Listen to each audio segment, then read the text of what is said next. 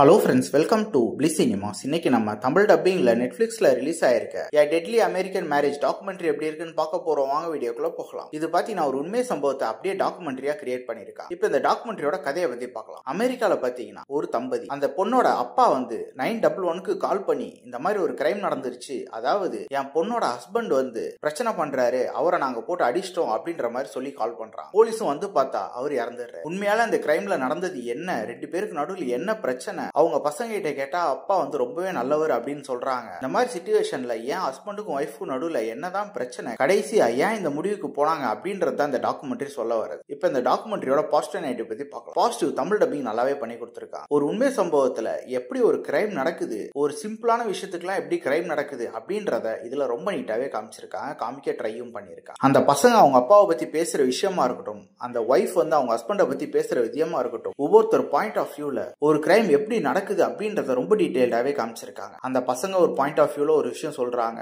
அந்த பொண்ணோட அப்பா ஒன்னு சொல்றாரு, அந்த பொண்ணு ஒன்னு சொல்லுது. இந்த மாதிரி பல ஆங்கிள் பல விஷயங்களை காமிச்சிருக்காங்க. உண்மையாலே இதுல நடந்ததுதான் என்ன அப்படின்றது ஓரளவு கிளியர் கட்டா காமிச்சிருக்காங்க. டெக்னிக்கல் ஆஸ்பெக்ட் வச்சு டாக்குமெண்ட்ரி நல்லாவே இருக்கு. நெட்ஃபிளிக்ஸ் டாக்குமெண்ட்ரி பத்தி சொல்லவே வேணா, தரமாவே பண்ணி கொடுத்திருக்காங்க. ஓவராலா பாத்தீங்கன்னா ஒரு கிரைம் சீனை கண்டிப்பா நீங்க பார்க்கணும், அது எப்படி நடந்தது அப்படின்றத தெரிஞ்சுக்கணும், ஒரு இன்வெஸ்டிகேஷன் ப்ராசஸ் பத்தி தெரிஞ்சுக்கணும் அப்படின்னா இதை ட்ரை பண்ணி பாருங்க. இன்னொரு வீடியோல சந்திக்கலாம். தேங்க்யூ.